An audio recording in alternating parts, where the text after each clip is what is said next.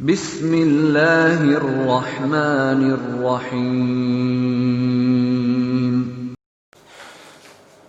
अजीज तलबा और तालिबात, आज फ़ौक़ानिया अव्वल की क्लास यानी क्लास 9th मज़मून जोग्राफिया मौजू है। जो मज़मून का टॉपिक है, जो सबक का, वह है कुदरती नबातात और जंगली हैवानात। जो पहले हमने पढ़ाया था आपको, उसका बकिया हिस्सा मैं आपके सामने पेश कर रहा हूँ। Natural vegetation and wild animals, कुदरती नबातात और जंगली हैवानात के बारे में हम आज आपसे तज़किरा करेंगे। उससे पहले मैं बता दूं आपको कि जंगलात, हमने पहले बताया कि जंगल हमारी ज़िंदगी का सबसे अहम हिस्सा है। उसी से रिलेटेड है कि हिंदुस्तान में जंगलात का जो रकबा है, जो एरिया है फैला हुआ, वो है 23.28%, जो होना चाहिए लगभग 33% के आसपास। पता चला कि ये धीरे धीरे ये रकबा घट रहा है। उसके बाद है हकीकी जंगलात का रकबा। ये तो सर्वे में किया गया, लेकिन जो हकीकी है वो है 21.05%।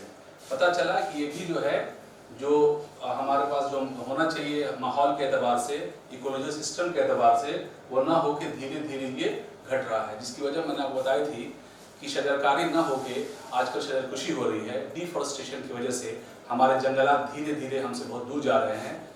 शहरकारी की वजह से, इसको हम अर्बनाइजेशन कहेंगे, सनअतकारी की वजह से, इंडस्ट्रियलाइजेशन की वजह से, और जितने हमारे तरक्यात हो रहे हैं, तो जंगलों को काट के, जंगलों को बर्बाद करके, उस पर हमारे इंडस्ट्रियलाइजेशन, अर्बनाइजेशन और जितनी हमारी सनअतकारी हो रही है, उनसे हो रही है। वजह यह है कि जंगल हमारे धीरे धीरे घटते जा रहे हैं, उनका रकबा बहुत कम होता जा रहा है। आज हम करेंगे इसके बाद जंगल का तहफ़्फ़ुज़। चूँकि हमने पहले भी कहा कि हमारे यहाँ जंगलात धीरे धीरे इनका रकबा बहुत कम हो रहा है, उसके तहफ़्फ़ुज़ की जिम्मेदारी हमारे ऊपर है प्यारे बच्चों। समाजी जंगल एक तरह से ऐसा जंगल जिसको सोशल फॉरेस्ट्री कहते हैं, जिसमें समाज का लोगों का ताउन होता है और समाज के लिए ही और समाज के जरिए उगाया जाता है। इस पर हम करेंगे। हमने पहले आपसे कहा कि वो जंगलात का रकबा धीरे धीरे हिंदुस्तान में बहुत तेजी से घट रहा है। इसकी कई वजूहात हैं। पहली वजह हमने बताया आपको वजूहात में से कि पहली वजह ये है कि हमने कुदरत से जो एक लगाव था वो धीरे धीरे कम कर दिया है, और धीरे धीरे हम नेचर से दूर होते जा रहे हैं। नतीजा ये हो रहा है कि जो हमारे सामने जो कुदरत का तोहफा था जंगल, वो धीरे धीरे हमसे बहुत दूर होता जा रहा है। दूसरी बात कि लोगों के अंदर इसकी जागृति नहीं आई है, लोगों के अंदर ये तरह से जज्बा नहीं आया कि हम जंगल को, पेड़ पौधों को अपने यहाँ लगाएं। अब तो शायद सूबाई सरकार और हमारी हुकूमत जो है बिहार की, इस पर काफ़ी फोकस दिया। उसने कहा कि नहीं, अब घर घर में गमले में भी जंगल लगाया जाए। चूँकि एक जंगल लगाना ऐसा ही है, एक पेड़ लगाना ऐसा ही है जैसे एक औलाद की नशोनुमा करना। तो अभी कुछ दिन पहले, आज भी बिहार सरकार की तरफ से ये नोटिफिकेशन हुआ कि जितने बच्चे हैं, खासतौर से NCC के या जो क्लास 9-10 के हैं, वो अपने घर पे एक पौधा लगाएं और उसकी तस्वीर WhatsApp पे भेजें, ताकि उसको हम सरकार तक पहुंचा सकें। सरकार की पॉलिसी ये है कि जहां बंजर ज़मीन है, जहां ज़मीन खाली है, सड़कों के किनारे, इदारों के आसपास, या वो ज़मीन जो खाली पड़ी है, उस पर जंगल लगाया जाए, ताकि हमारा जो इकोलॉजिकल बैलेंस है, हमारा जो वातावरण है, हमारा जो माहौल है, हमारी जो आबो हवा है, उससे बहुत ही शुद्ध और प्योर और खालिश हो सके। इस पर गवर्नमेंट की नज़र है और गवर्नमेंट इस पर काम कर रही है, खासतौर से बिहार सरकार। तो एक तो ये बच्चों के अंदर ये पैदा करना होगा कि साहब जंगल की क्या अहमियत है और इसकी क्या अफादियत है। रकबा हम देख रहे हैं घट रहा है। इसके एक भी जो असबाब है, उसमें एक सबब ये भी है कि जंगल जो लगाए जा रहे हैं उससे ज़्यादा काटे जा रहे हैं। जितनी शजरकारी हो रही है, उससे शजरकुशी हो रही है। जितना एफॉरेस्टेशन हो रहा है, उससे डिफॉरेस्टेशन हो रहा है। तो डिफॉरेस्टेशन, शजरकुशी को रोकने के लिए हम कोशिश करें कि ऐसी जगह सनअतकारी, ऐसी जगह इंडस्ट्री का क़याम करें जहां हमको कम से कम जंगलों को साफ करना पड़े, जंगलों सफाया कम से कम करना पड़े। दूसरा ये है शिफ्टिंग कल्टीवेशन, खासतौर से कबायली इलाकों में या पहाड़ी इलाकों में जहाँ आदिवासी रहते हैं, वहाँ एक कल्चर है शिफ्टिंग कल्टीवेशन, जिसको कहते हैं हम झूम खेती भी कहते हैं। यानी जो पहाड़ी इलाके के जो लोग रहते हैं, पहाड़ी इलाकों में रहने वाले, वो करते क्या है कि एक जंगल के बड़े हिस्से को काट लेते हैं कट स्लैश एंड बर्न, काटते हैं, जलाते हैं और फिर उसके राख को या उसके जो जखीरा जो बचा रहता है, उसका जो अवशेष है, उसका फिर वो खाद की शक्ल में इस्तेमाल करते हैं और वहाँ खेती करते हैं।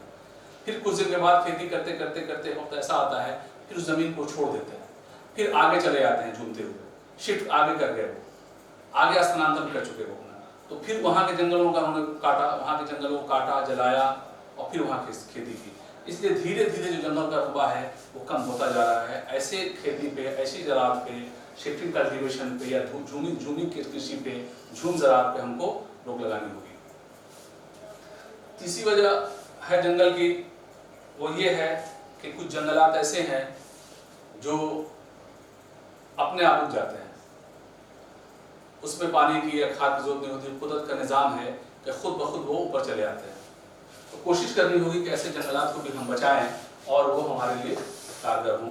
सिर्फ हम फलदार पेड़ या ऐसे पेड़ जो हमको फ़ायदा दे सकें, सिर्फ उसको न लगा के कुछ कुदरत का निज़ाम, कुछ कुदरत के फल, ऐसे पेड़ पौधे हैं जो खुद ब खुद उगाते हैं, उस पर भी हमको ध्यान देना होगा कि उसको भी हम बचाएं। आज जो सर्वे हम करते हैं जंगलात के, एरियल फोटोग्राफी है या स्टेट रेवेन्यू डिपार्टमेंट करता है, या एरियल फोटोग्राफी यानी हम फ़ज़ाई फोटोग्राफ के ज़रिए भी हम देखते हैं कि भाई हिंदुस्तान में अभी जंगलात हैं जो हमारे ज़िंदगी के लिए काफ़ी अहम है।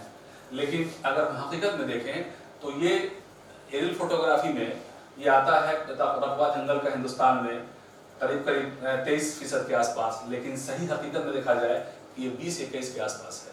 इस पर हमको ध्यान देना होगा कि जो हमारा हकीकी रकबा है, जो हकीकत में जंगलात हमारे पास मुहैया हैं, उसके बारे में हमको सोचना होगा। ग्राफी सर्वे के बारे में हमको ज़्यादा ध्यान नहीं देना होगा। अब हम अगर देख लें, ज़्यादातर सूबे जिनके पास जंगलात का रकबा 10% से भी कम है वो शुमाली मगरबी हिस्से में आते हैं, जैसे राजस्थान, गुजरात, पंजाब, हरियाणा, दिल्ली के इलाकों में जंगलात बहुत कम हैं, ये 10% से भी कम है। इसी तरह हम आगे चलें, अगर जहाँ 10 से ज़्यादा हैं वो हम देख लें इन सूबों में, ख़ास तौर से पहाड़ी इलाका है जहाँ बारिश ज़्यादा होती है, मेघालय है, मणिपुर है, ये सब इलाके जहाँ ज़्यादा बारिश होती है, जंगलात की भी वहाँ ज़्यादा तादाद है। जंगल का तहफ़्फ़ुज़ भी करना हमको ज़रूरी है, क्योंकि जब तहफ़्फ़ुज़ करेंगे, उसकी हिफाजत करेंगे, उसका कंजर्वेशन करेंगे, तभी ये जंगल हमारे लिए बहुत ही हमारे लिए मुफीद साबित होंगे। तो जंगल का तहफ़्फ़ुज़ ये है कि हम जानते हैं कि जंगल का ज़िंदगी और माहौल के साथ गहरा ताल्लुक़ है। सब जानते हैं कि हमारी ज़िंदगी का एक अहम फरीज़ा है कि हम जंगल को बचाएँ।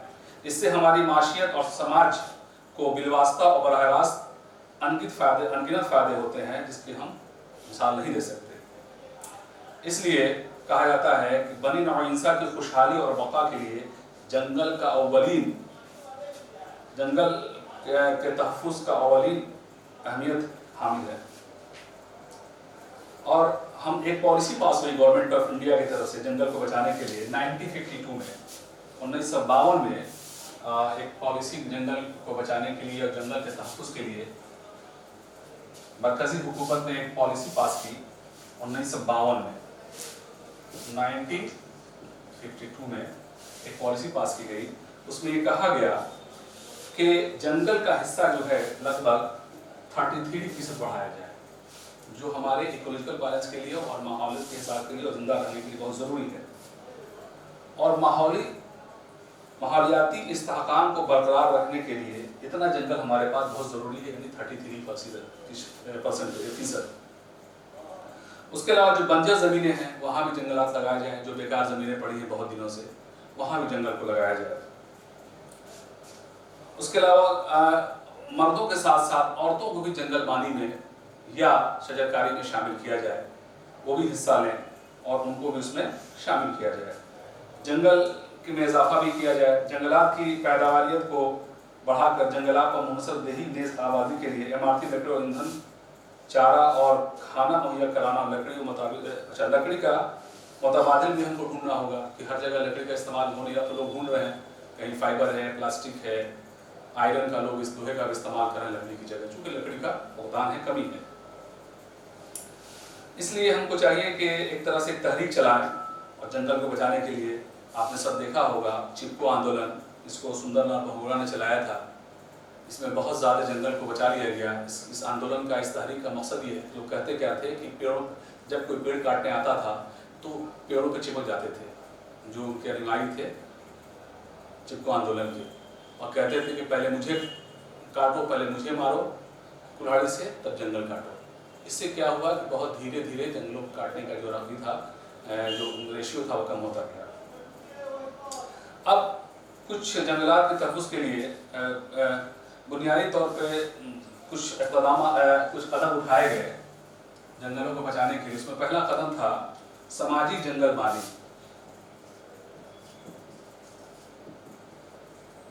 यानी सोशल फॉरेस्ट्री।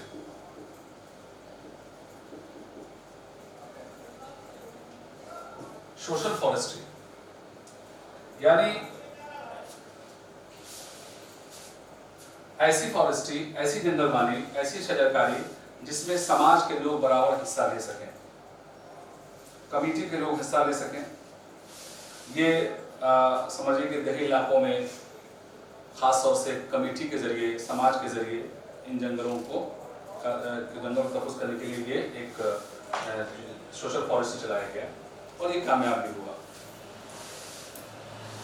और ज़राअती जंगलबानी का मतलब है एक, अब उसमें क्या है कि ज़राअती जंगलबानी यानी वो जंगल जिसमें ज़राअत की लकड़ियाँ शामिल हों, या ज़राअत के बीच में, खेत के बीच में वो जंगल लगा दिए जाते हैं ताकि उससे साया रहे, और जो नीचे जो उगाए जाते हैं चाय पत्ती के पेड़ वगैरह, या और उससे महफूज रहे, उससे वो धूप की रोशनी से बचा सके। तो ज़राअती जंगल का भी इसमें काफ़ी काम रहा है। फार्म फॉरेस्ट्री, जिसको हम कहते हैं फार्म जंगलबानी,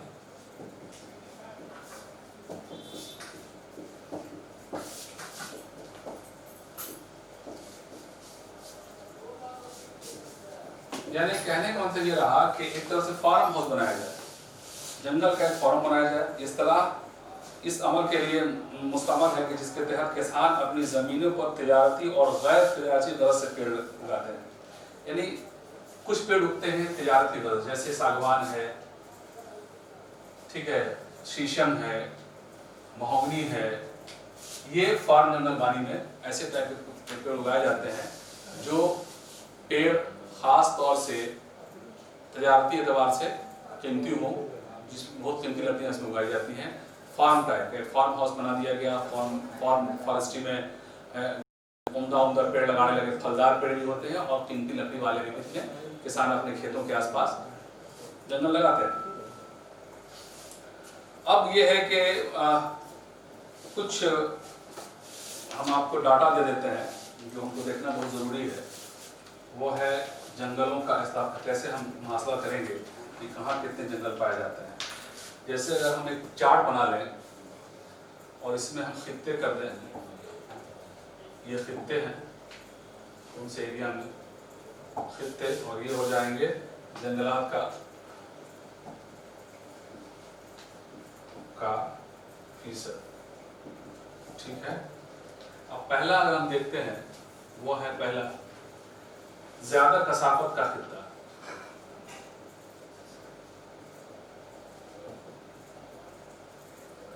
ये हो जाएगा आपको 40% से ज्यादा, यानी ऐसा हिस्सा जहां ज्यादा डेंसिटी ऑफ फॉरेस्ट पाया जाता है। उसके बाद दूसरा है हम कर देंगे औसत कसाफत का हिस्सा, वहाँ करीब 40 से 20 के आस-पास पर जंगलात पाए जाते हैं। उसके बाद है कम कसाफत का हिस्सा जहाँ 20 से 10, और आखिर में बहुत कम कसाफत का हिस्सा जहाँ सिर्फ 10% जंगल ही जो है पाते हैं। इस तरह की पता चला कि डेंसिटी ऑफ फॉरेस्ट को हम लगभग 4 ज़ुमरे में रख सकते हैं। प्यारे बच्चों, अब तक जो मैंने आपको पढ़ाया इस चैप्टर में, सबक में, अगर किस तरह की परेशानी आपको नजर आए, बराए करम कमेंट बॉक्स में हम डालें, इंशाल्लाह आपको मुस्बत जवाब दिया जाएगा। बहुत बहुत शुक्रिया, जज़ाकल्लाह।